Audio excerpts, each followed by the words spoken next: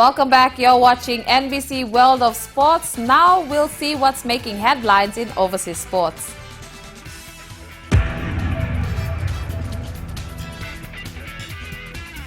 Parramatta has done what the NRL has demanded and can start playing for competition points tonight against the Rabbitohs. Star hooker Nathan Peats has been offloaded to the Gold Coast, the final move to bring the Eels under the salary cap. Nathan Peats has gone for Parramatta's sake. He said his farewells this morning. You don't want to leave a club that you want to stay at, but at the end of the day, I'm looking forward to a fresh change, and as long as my family and myself are looked after, I'm sure I'm going to have a good time on the Gold Coast. The Eels struck a deal with Gold Coast last night to take the dummy half off their books immediately. Tough call as a coach and as a mate.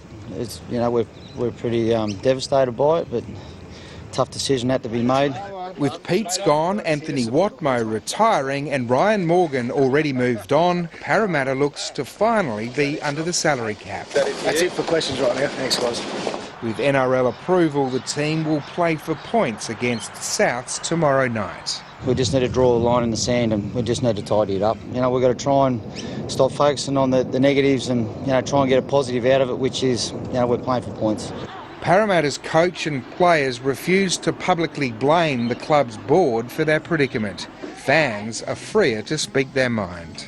I think some would have a fair bit of anger towards them, and as fans we can understand that, but I think, what's done is done now and we've got to try and look forward.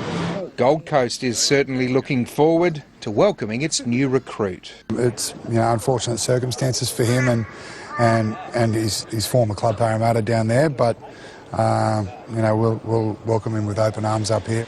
Peats could play for the Titans as soon as Monday. The Melbourne Rebels are expected to announce that they have signed NRL player Morika Korobiti as early as next week. Luring the Storm winger would be a huge win for the young Super Rugby franchise, which has come of age this season. The Rebels can take a huge step towards qualifying for their first final series tonight against the Brumbies. ABC's correspondent Ben Lisson caught up with the Rebels coach to tell us about their journey. Those first 3 years were really tough, and to start off a franchise in any sport, and especially one in Melbourne with rugby, is not easy. So I think, once that initial list had, those players had done their part and been able to move on, our next part was to really look at a young group of players. Has that been a critical part of your success, the fact that you've gotten away from tall poppy syndrome a little bit and created more of a collective? We really wanted to make sure that we weren't going to just build a team, we wanted to really build a club. And to have a foundation for that, you needed a quality of person inside the organisation. And that extended from the top end, to top management, through to the on-field staff with myself there and Baden, and also the playing group itself. Clearly, it seems that this Brumbies game on Friday night is one of the biggest that the club's faced. How are the boys feeling going into it? I think for us, we've been building up to a point like this to be in the conversation and right in the mix, to be contending to go forward later in the competition. And for us to be in that conversation, to be in that mix, is something we've really looked forward to, and it's something that we're really, again, embracing, and we want to make sure that we're part of it. Playing the Brumbies this week is the first step towards that. The Brumbies have had a long history of success, and certainly the last 3 or 4 years to be in a final, semi-finals there.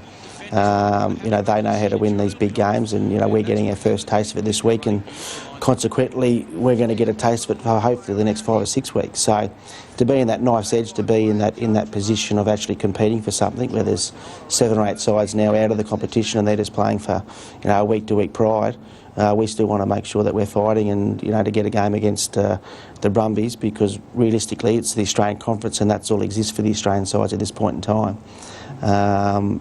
We need to make sure that we get back in control of what we can achieve, and winning this weekend is part of that. In Aussie rules, and the AFL is considering expanding its Women's League to contain 10 teams following a meeting of the club CEO today. ABC's correspondent Peter Lestard reports.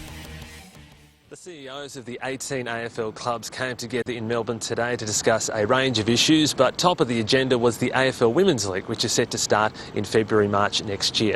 Now, the AFL has set down for an 8-team competition. It received 13 bids from clubs, and the strength of those bids saw it discussed today whether they should increase that to a 10-team competition next year.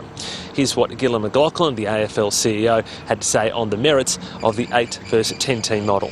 I reckon it's a line ball. There's arguments clearly for both. There's an argument that at 10 we get more people, broader cross-section of clubs and more shoulders behind the wheel, but clearly at 8 the depth of talent is more significant. So that's the debate, and with really no particular leaning at this stage.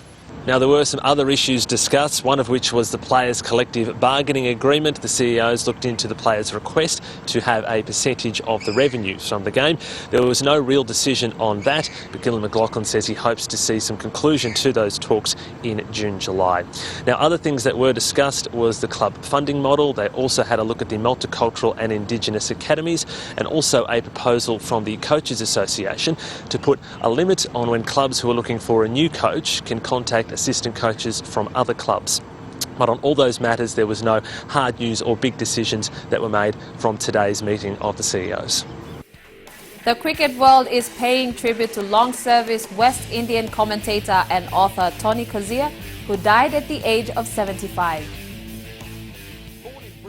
Barbados, Cozier started reporting on cricket in his teenage years and was a distinctive voice in radio and television commentary for decades. The International Cricket Council described Cozier as one of the truly great voices of the game. And he's lifted that over the top of long off, and that's a big hit. That's a huge hit for 6 by Richards. That is a magnificent stroke.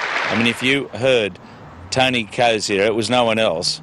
Just like John Arlott and Alan McGilvray, their voices were their signature. Tony Cozier had been admitted to hospital last week for tests on infections in his legs and neck. We'll take a quick break and be back with the play of the day. Stay tuned, you're watching NBC World of Sports.